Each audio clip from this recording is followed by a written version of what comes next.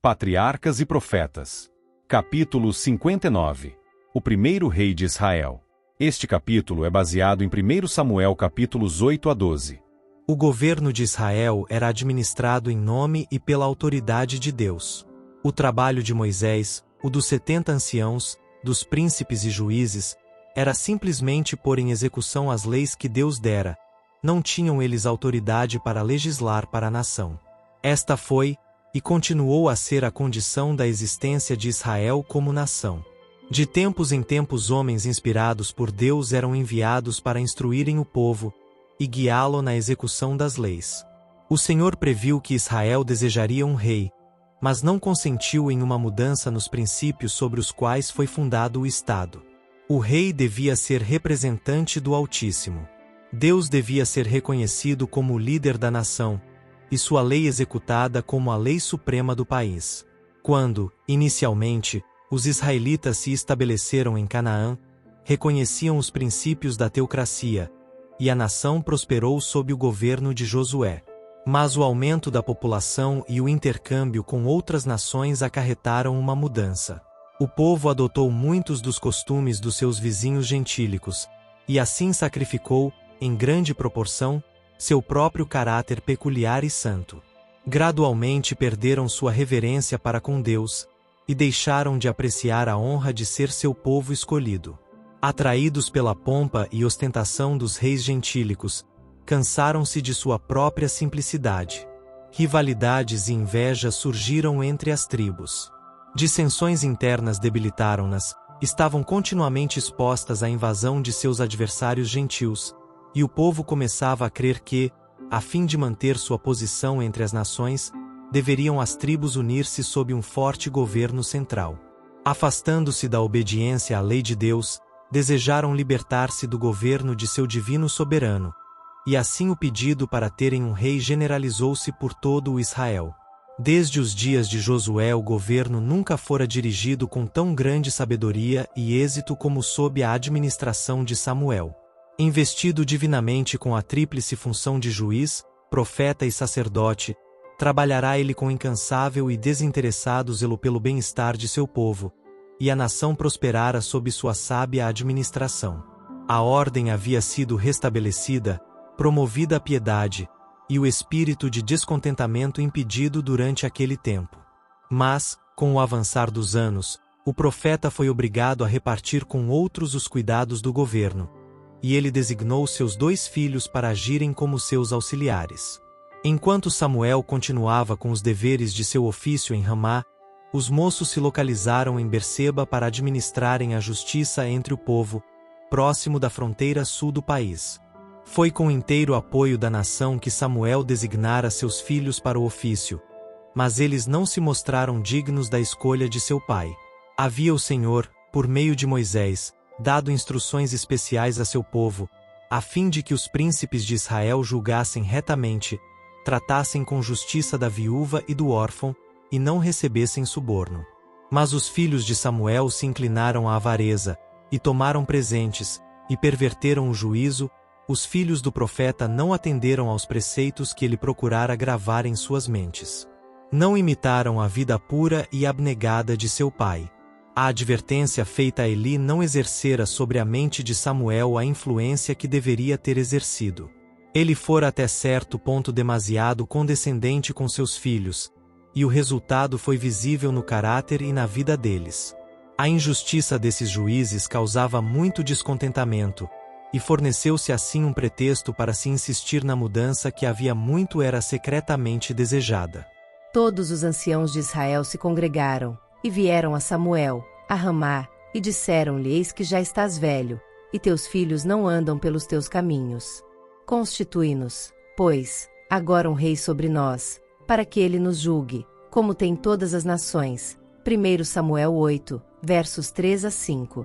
Os casos de abusos praticados entre o povo não foram referidos a Samuel. Houvesse se tornado conhecida dele a má conduta de seus filhos, e ele os teria retirado sem demora. Mas isto não era o que os suplicantes desejavam. Samuel viu que o seu objetivo real era o descontentamento e o orgulho, e que seu pedido era o resultado de um propósito deliberado e decidido. Nenhuma queixa fora feita contra Samuel. Todos reconheciam a integridade e sabedoria de sua administração, mas o idoso profeta considerou o pedido como uma censura a si e um esforço direto para o pôr de parte. Não revelou, entretanto, os seus sentimentos, não proferiu qualquer exprobração, mas levou a questão ao Senhor em oração, e apenas dele procurou conselho. E o Senhor disse a Samuel: Ouve a voz do povo em tudo quanto te disserem, pois não te tem rejeitado a ti, antes a mim me tem rejeitado para eu não reinar sobre eles. Conforme a todas as obras que fizeram desde o dia em que os tirei do Egito até o dia de hoje, pois a mim me deixaram, e a outros deuses serviram, assim também te fizeram a ti. 1 Samuel 8, versos 7 e 8. O profeta foi reprovado por ofender-se com a conduta do povo em relação a si, individualmente. Não haviam manifestado desrespeito para com ele, mas para com a autoridade de Deus, que havia designado os príncipes de seu povo. Aqueles que desprezam e rejeitam o fiel servo de Deus, mostram desdém, não meramente ao homem, mas ao Senhor que o enviou. São as palavras de Deus, suas reprovações e conselhos, o que é anulado, é sua autoridade que é rejeitada. Os dias da máxima prosperidade de Israel foram aqueles em que reconheciam a Jeová como seu rei, em que as leis e governo que tinham sido estabelecidos eram considerados como superiores aos de todas as outras nações. Moisés declarara a Israel com relação aos mandamentos de Deus: Esta será a vossa sabedoria e o vosso entendimento perante os olhos dos povos, que ouvirão todos estes estatutos, e dirão: este grande povo só é gente sábia e entendida. Deuteronômio 4, verso 6. Mas, afastando-se da lei de Deus, os hebreus deixaram de se tornar o povo que Deus desejava fazer deles, e então todos os males que foram o resultado de seu próprio pecado e desatino atribuíram ao governo de Deus. Tão completamente cegos se haviam tornado pelo pecado. Tinha o Senhor, mediante os seus profetas, predito que Israel seria governado por um rei, mas não se segue que esta forma de governo fosse a melhor para eles, ou de acordo com sua vontade. Ele permitiu que o povo seguisse sua própria escolha, porque se recusaram a ser guiados por seu conselho. Oséias declara que Deus lhes deu um rei em sua ira. Oséias 13, verso 11. Quando os homens preferem seguir o seu próprio caminho, sem buscar conselho de Deus, ou em oposição à sua vontade revelada, muitas vezes ele satisfaz seus desejos, a fim de que, por meio da amarga experiência que se segue, possam ser levados a compenetrar-se de sua loucura e a arrepender-se de seu pecado. O orgulho e a sabedoria humana demonstrar-se um guia perigoso. Aquilo que o coração deseja contrário à vontade de Deus, verificar-se-á, no fim, que é uma maldição em vez de bênção. Deus desejava que seu povo apenas olhasse para ele como seu legislador e fonte de força. Sentindo sua dependência de Deus, seriam constantemente atraídos para mais perto dele. Tornar-se-iam elevados e enobrecidos, adaptados ao alto destino a que ele os chamara como seu povo escolhido. Mas, quando fosse posto sobre o trono um homem, isto tenderia a desviar de Deus a mente do povo. Eles confiariam mais na força humana, e menos no poder divino, e os erros de seu rei levá-los-iam ao pecado, e separariam a nação de Deus. Samuel foi instruído a satisfazer o pedido do povo, mas adverti-los da desaprovação do Senhor, e também dar a conhecer qual seria o resultado de sua conduta. E falou Samuel todas as palavras do Senhor ao povo, que lhe pedia um rei. Expôs-lhes fielmente os encargos que seriam postos sobre eles, e mostrou o contraste entre tal estado de opressão e sua condição presente, relativamente livre e próspera. Seu rei imitaria de outros a pompa e o luxo, para sustentar os quais seriam necessários pesados impostos sobre suas pessoas e propriedades. O que melhor havia de entre seus moços ele exigiria para o seu serviço. Tornar-se-iam cocheiros, cavaleiros e batedores diante dele. Deveriam preencher as fileiras de seu exército, e exigir-se-lhes-ia cultivar seus campos, ceifar suas plantações, e fabricar implementos de guerra para o seu serviço. As filhas de Israel seriam tomadas como confeiteiras e padeiras para a casa real. Para manter sua condição régia, apoderar-se-ia do melhor de suas terras, concedidas ao povo pelo próprio Jeová. Os mais valiosos de seus servos, igualmente, e de seu gado, ele tomaria e os empregaria no seu trabalho. Além de tudo isto, o rei exigiria um dízimo de toda a sua receita, dos lucros de seu trabalho ou dos produtos do solo. Vós lhe servireis de criados, concluiu o profeta. Então naquele dia clamareis por causa de vosso rei, que vós houverdes escolhido, mas o Senhor não vos ouvirá naquele dia. 1 Samuel 8, versos 10 a 18. Por mais pesadas que se achassem suas exigências, uma vez estabelecida a monarquia, não a poderiam eles depor à vontade. Mas o povo deu a resposta: Não, mas haverá sobre nós um rei. E nós também seremos como todas as outras nações, e o nosso rei nos julgará, e sairá adiante de nós, e fará as nossas guerras. Como todas as outras nações. 1 Samuel 8, versos 19 e 20. Os israelitas não compreendiam que serem neste sentido diferentes de outras nações era um privilégio e bênção especiais. Deus havia separado os israelitas de todos os outros povos, para deles fazer seu tesouro peculiar. Eles, porém, não tomando em consideração esta alta honra, desejaram avidamente imitar o exemplo dos gentios. E ainda o anelo de conformar-se às práticas e costumes mundanos existe entre o povo professo de Deus. Afastando-se eles do Senhor, tornam-se ambiciosos dos proveitos e honras do mundo. Cristãos acham-se constantemente procurando imitar as práticas dos que adoram o Deus deste mundo. Muitos insistem em que, unindo-se aos mundanos e conformando-se aos seus costumes, poderiam exercer uma influência mais forte sobre os ímpios. Mas todos os que adotam tal método de proceder, separam-se desta maneira da fonte de sua força. Tornando-se amigos do mundo, são inimigos de Deus. Por amor à distinção terrestre, sacrificam a indizível honra a que Deus os chamou, honra esta de mostrarem os louvores daquele que nos chamou das trevas para a sua maravilhosa luz. 1 Pedro 2, verso 9. Com profunda tristeza Samuel escutou as palavras do povo, mas o Senhor lhe disse: Dá ouvidos à sua voz, e constitui-lhes rei. 1 Samuel 8, verso 22. O profeta cumprira o seu dever. Apresentará fielmente o aviso, e este fora rejeitado. Com pesaroso coração despediu o povo, e retirou-se a fim de preparar a grande mudança no governo. A vida de pureza e devoção abnegada de Samuel era uma repreensão perpétua tanto para os sacerdotes e anciãos que só cuidavam de si, como para a congregação de Israel, orgulhosa e sensual. Embora não exibisse pompa nem fizesse ostentação, seus labores traziam o cunho do céu. Ele foi honrado pelo Redentor do mundo, sob cuja guia governou a nação hebreia. Mas o povo se cansará de sua piedade e devoção, desprezaram sua humilde autoridade, e o rejeitaram preferindo um homem que os governasse como rei. No caráter de Samuel vemos refletida a semelhança de Cristo. Foi a pureza da vida do Salvador que provocou a ira de Satanás. Aquela vida era a luz do mundo, e revelava a depravação oculta no coração dos homens. Foi a santidade de Cristo que suscitou contra ele as mais cruéis paixões dos que com um coração falso professavam a piedade. Cristo não veio com a opulência e honras da terra, contudo as obras que realizava mostravam possuir ele poder maior do que de qualquer príncipe humano.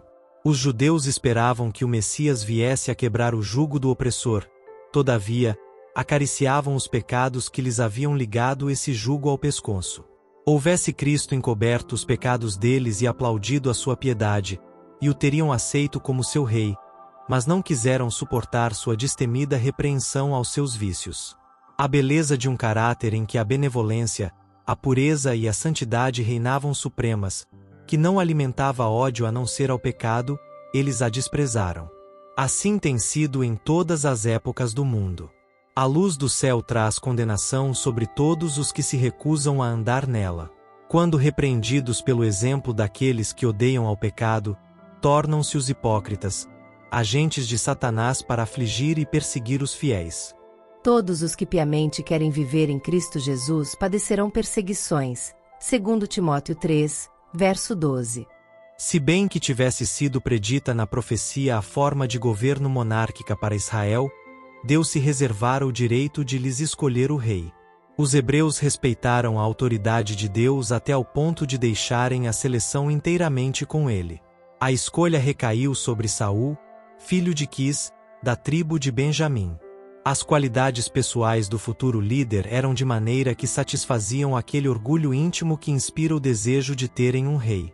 Entre os filhos de Israel não havia outro homem mais belo do que ele. 1 Samuel 9, verso 2. De porte nobre e digno, na flor da idade, garboso e alto, tinha ele a aparência de alguém que nascerá para governar. No entanto, com tais atrações externas, Saul era desprovido daquelas qualidades mais elevadas que constituem a verdadeira sabedoria. Não tinha aprendido em sua mocidade a dominar suas paixões temerárias e impetuosas, nunca sentirá o poder renovador da graça divina. Saul era filho de um poderoso e rico chefe, todavia em conformidade com a simplicidade daqueles tempos, estava empenhado com seu pai nos humildes deveres de lavrador. Tendo-se alguns dos animais de seu pai extraviado nas montanhas, Saul foi com um servo à busca deles. Durante 3 dias fizeram infrutíferas buscas, quando, não estando eles longe de Ramá, a residência de Samuel, o servo propôs que indagassem do profeta a respeito dos animais que faltavam. Ainda se acha na minha mão 1/4 de um siclo de prata, disse ele, o qual darei ao homem de Deus, para que nos mostre o caminho. 1 Samuel 9, verso 8. Isso estava de acordo com o costume daqueles tempos. Uma pessoa que se aproximasse de um superior em posição social ou função, dava-lhe um pequeno presente, em sinal de respeito. Aproximando-se eles da cidade, encontrarão-se com algumas moças que tinham vindo tirar água, e indagaram delas acerca do vidente. Em resposta souberam que uma cerimônia religiosa estava para ocorrer, que o profeta já havia chegado, que deveria haver uma oferta no lugar alto, e depois daquilo um sacrifício. Uma grande mudança se havia realizado durante a administração de Samuel. Quando o chamado de Deus veio a princípio a ele, os serviços do santuário eram tidos em desdém. Os homens desprezavam a oferta do Senhor. 1 Samuel 2, verso 17. Agora, porém, o culto de Deus era mantido por todo o país, e o povo manifestava interesse nos serviços religiosos. Não havendo trabalhos ministeriais no tabernáculo, os sacrifícios eram naquele tempo oferecidos em outra parte, e as cidades dos sacerdotes e levitas, aonde o povo acorria a receber instrução, foram escolhidas para este fim. Os pontos mais altos nessas cidades eram usualmente escolhidos como o lugar do sacrifício, e daí os serem chamados lugares altos. À porta da cidade, Saul foi defrontado pelo próprio profeta. Deus tinha revelado a Samuel que naquela ocasião o escolhido rei de Israel se apresentaria diante dele. Estando em face um do outro, disse o Senhor a Samuel: Eis aqui o homem de quem já te tenho dito. Este dominará sobre o meu povo. Ao pedido de Saul. Mostra-me, peço-te, onde está aqui a casa do vidente. Samuel replicou: Eu sou o vidente. Assegurando-lhe também que os animais perdidos tinham sido encontrados, insistiu com ele para que ficasse e assistisse à festa, dando ao mesmo tempo alguma indicação do grande destino que o esperava. Para quem é todo o desejo de Israel? Porventura não é para ti, e para toda a casa de teu pai? O coração daquele que ouvia fremiu com as palavras do profeta. Não podia perceber senão algo da significação das mesmas, pois o pedido de um rei se tornara o assunto de absorvente interesse à nação inteira. Todavia, depreciando-se modestamente, Saul replicou: Porventura não sou eu filho de Benjamim, da mais pequena das tribos de Israel? E a minha família a mais pequena de todas as famílias da tribo de Benjamim? Por que, pois, me falas com semelhantes palavras? 1 Samuel 9, versos 18 a 21. Samuel conduziu o estranho ao local da assembleia, onde estavam reunidos os homens principais da cidade. Entre eles, por determinação do profeta, o lugar de honra foi dado a Saul, e no festim o quinhão mais escolhido foi posto diante dele. Terminadas as cerimônias, Samuel levou o hóspede à sua casa, e ali, no eirado, conversou com ele, apresentando os grandes princípios sobre os quais o governo de Israel fora estabelecido, e procurando assim prepará-lo até certo ponto para o seu elevado cargo. Quando Saul partiu, cedo na manhã seguinte, o profeta saiu com ele. Tendo atravessado a cidade, mandou que o servo passasse adiante. Então ordenou a Saul que parasse a fim de receber uma mensagem a ele enviada por Deus. Então tomou Samuel um vaso de azeite, e lhe o derramou sobre a cabeça, e o beijou, e disse: Porventura te não tem ungido o Senhor por capitão sobre a sua herdade? Como prova de que isto era feito por autorização divina, predisse os incidentes que ocorreriam em sua viagem para casa, e afirmou a Saul que ele seria habilitado pelo Espírito de Deus para o cargo que o esperava. O Espírito do Senhor se apoderará de ti, disse o profeta, e te mudarás em outro homem. E há de ser que, quando estes sinais te vierem, faze o que achar a tua mão, porque Deus é contigo. Tendo seguido Saul o seu caminho, tudo aconteceu conforme dissera o profeta. Perto dos termos de Benjamim foi informado de que os animais perdidos tinham sido achados. Na planície de Tabor encontrou 3 homens que iam adorar a Deus em Betel. Um deles levava 3 cabritos para o sacrifício, outro 3 pães, e o terceiro um odre de vinho, para a festa sacrificial. Fizeram a Saul a saudação usual, e também o presentearam com 2 dos 3 pães. Em Gibeá, sua cidade, um grupo de profetas, voltando do lugar alto, cantavam o louvor de Deus, com música de flautas e harpas, saltérios e tambores. Aproximando-se Saul deles, sobreveio-lhe o Espírito do Senhor e ele também tomou parte em seu cântico de louvor, e com eles profetizou. Falou com tão grande influência e sabedoria, e com tanto fervor se uniu ao culto, que aqueles que o conheciam exclamaram com espanto: Que é o que sucedeu ao filho de Quis? Está também Saul entre os profetas. 1 Samuel 10, versos 1 a 11. Tendo-se unido Saul com os profetas em seu culto, uma grande mudança operou-se nele pelo Espírito Santo. A luz da pureza e santidade divinas resplandeceu nas trevas do coração natural. Ele viu a si mesmo como estava diante de Deus. Viu a beleza da santidade. Foi agora chamado para começar a luta contra o pecado e Satanás, e fez-se-lhe compreender que neste conflito sua força deveria vir inteiramente de Deus. O plano da salvação que antes parecerá obscuro e incerto, desvendou-se-lhe ao entendimento. O Senhor dotou-o de coragem e sabedoria para o seu elevado cargo. Revelou-lhe a fonte de força e graça, iluminando-lhe o entendimento quanto às exigências divinas e ao seu próprio dever. A unção de Saul como rei não fora levada ao conhecimento da nação. A escolha de Deus deveria ser publicamente manifesta por meio de sorte. Para tal fim Samuel convocou o povo de Mispa. Foi feita oração rogando-se guia divina. Então seguiu-se a solene cerimônia de lançar a sorte. Em silêncio a multidão congregada aguardava o resultado. A tribo, a família e a casa foram sucessivamente designadas, e então Saul, o filho de Quis, foi indicado como o indivíduo escolhido. Mas Saul não estava na assembleia. Oprimido com uma intuição da grande responsabilidade prestes a cair sobre ele, retirara-se secretamente.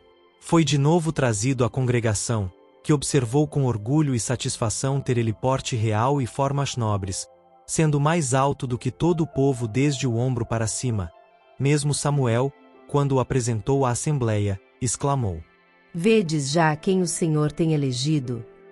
Pois em todo o povo não há nenhum semelhante a ele. E em resposta surgiu da vasta multidão uma demorada e ruidosa aclamação de alegria: Viva o rei! Samuel então expôs ao povo o direito do reino. 1 Samuel 10 verso 23-25, declarando os princípios sobre os quais o governo monárquico se baseava e pelos quais cumpria ser dirigido. O rei não deveria agir de forma absoluta, mas conservar seu poder em sujeição à vontade do Altíssimo. Este discurso foi registrado em um livro, no qual se estabeleciam as prerrogativas do príncipe e os direitos e privilégios do povo. Embora a nação houvesse desprezado a advertência de Samuel, o fiel profeta, conquanto forçado a ceder aos seus desejos, ainda se esforçou tanto quanto possível para cautelar as suas liberdades. Ao mesmo tempo em que o povo em geral estava pronto para reconhecer a Saul como seu rei, havia um grande partido em oposição. Ser escolhido um rei de Benjamim, a menor das tribos de Israel, e isto em detrimento tanto de Judá como de Efraim, as maiores e mais poderosas, era uma indiferença que não podiam tolerar. Recusaram-se a declarar submissão a Saul, ou trazer-lhe os presentes costumeiros. Os que foram os mais insistentes em seu pedido para terem um rei, eram os mesmos que se recusavam a aceitar com gratidão o homem indicado por Deus.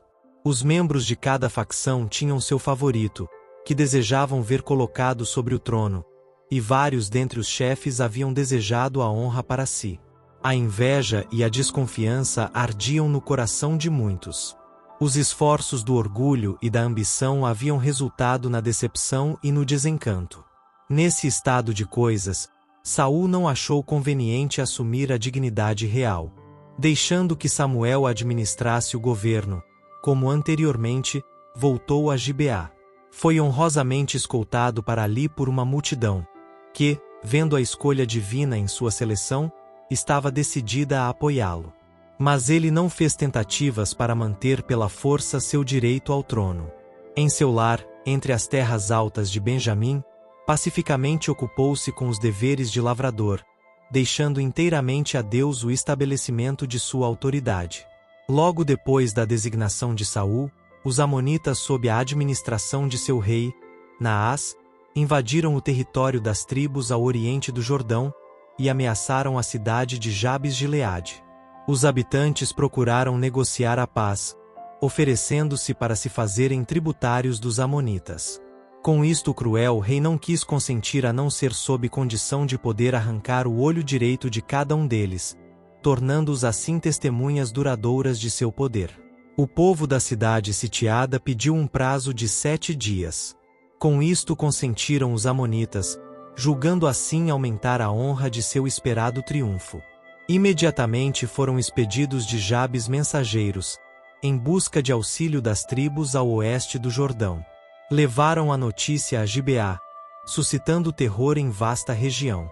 Saul, voltando à noite de acompanhar os bois no campo, ouviu o alto pranto que falava de alguma grande calamidade. Perguntou: Que tem o povo, que chora? Quando lhe foi repetida a vergonhosa história, despertaram-se todas as suas forças dormentes.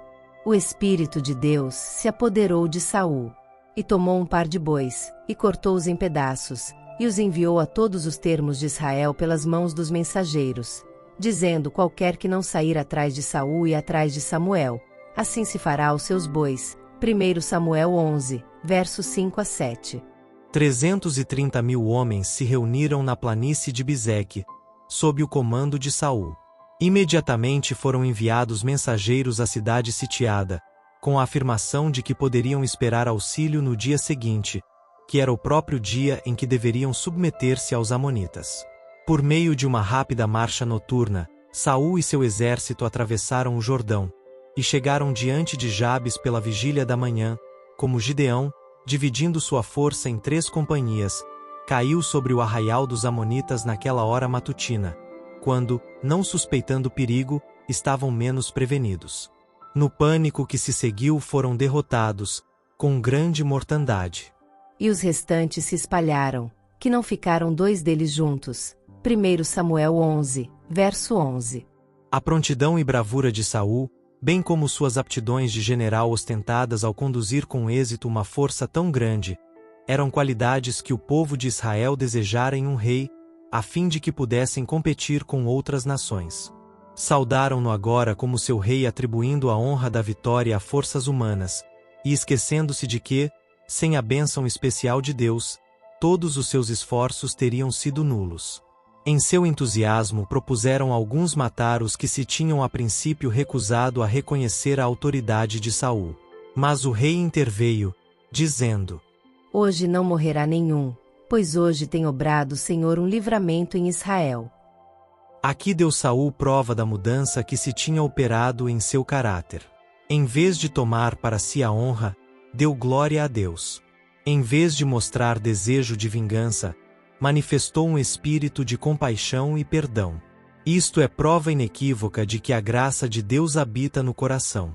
Samuel propôs então que uma Assembleia Nacional fosse convocada em Gilgal, a fim de que o reino pudesse ali ser publicamente confirmado a Saul. Isto foi feito, e ofereceram ali ofertas pacíficas perante o Senhor. E Saul se alegrou muito ali com todos os homens de Israel. 1 Samuel 11, versos 13 e 15. Gilgal tinha sido o local do primeiro acampamento de Israel na terra prometida. Foi ali que Josué, por determinação divina, construiu uma coluna de 12 pedras para comemorar a miraculosa passagem do Jordão. Ali fora renovada a circuncisão. Ali celebraram a primeira Páscoa, depois do pecado de Cádiz e da peregrinação no deserto. Ali cessou o maná. Ali o capitão do exército do Senhor se revelou como comandante em chefe das tropas de Israel. Daquele ponto marcharam para a subversão de Jericó e conquista de Ai. Ali Acã recebeu a pena de seu pecado, e ali foi feito com os gibeonitas aquele tratado que puniu a negligência de Israel de aconselhar-se com Deus. Nessa planície, ligada com tantas lembranças comoventes, estavam em pé Samuel e Saul, e, quando cessaram as aclamações de boas-vindas ao rei, o idoso profeta proferiu suas palavras de despedida como governador da nação. Eis que ouvi a vossa voz, disse ele. Em tudo quanto me dissestes, e pus sobre vós um rei. Agora, pois, eis que o rei vai diante de vós, e já envelheci e encaneci, e eu tenho andado diante de vós desde a minha mocidade até o dia de hoje. Eis-me aqui, testificai contra mim, perante o Senhor, e perante o seu ungido, a quem tomei o boi, a quem tomei o jumento, e a quem defraudei, a quem tenho oprimido, e de cuja mão tenho tomado presente, com ele encobri os meus olhos, e vô-lo restituirei. A uma voz o povo respondeu: em nada nos defraudaste, nem nos oprimiste, nem tomaste coisa alguma da mão de ninguém. 1 Samuel 12, versos 1 a 4. Samuel não estava procurando meramente justificar sua conduta. Tinha previamente apresentado os princípios que deveriam governar tanto o rei como o povo, e desejava acrescentar às suas palavras o peso de seu exemplo. Desde a meninice havia estado ligado com a obra de Deus, e durante sua longa vida tivera sempre um único objetivo diante de si: a glória de Deus e o máximo bem de Israel. Antes que pudesse haver qualquer esperança de prosperidade para Israel, deveriam eles ser levados ao arrependimento diante de Deus. Em consequência do pecado, tinham perdido a fé em Deus e o discernimento acerca de seu poder e sabedoria para governar a nação. Perderam a confiança em sua habilidade para reivindicar sua causa.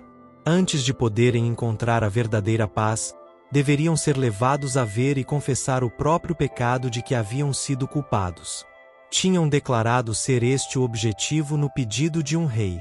O nosso rei nos julgará, e sairá diante de nós, e fará as nossas guerras. 1 Samuel 8, verso 20. Samuel contou novamente a história de Israel, desde o dia em que Deus os tirou do Egito. Jeová, o Rei dos Reis, tinha ido diante deles, e pelejara as suas guerras. Muitas vezes seus pecados os haviam entregue em poder de seus inimigos, mas apenas se desviavam de seus maus caminhos e a misericórdia de Deus suscitava um libertador. O Senhor enviou Gideão e Baraque, e a Jefté, e a Samuel, e livrou-vos da mão de vossos inimigos, em redor, e habitaste seguros. Contudo, quando ameaçados de perigo, declararam: reinará sobre nós um rei, sendo, disse o profeta, o Senhor vosso Deus o vosso rei. Agora, pois, continuou Samuel, ponde-vos também agora aqui, vede esta grande coisa que o Senhor vai fazer diante dos vossos olhos. Não é hoje a cega dos trigos. Clamarei, pois, ao Senhor, e dará trovões e chuva, e sabereis e vereis que é grande a vossa maldade que tendes feito perante o Senhor, pedindo para vós um rei. Então invocou Samuel ao Senhor, e o Senhor deu trovões e chuva naquele dia. No tempo da colheita do trigo, em maio e junho, não caía chuva no oriente. O céu estava sem nuvens, e o ar sereno e agradável.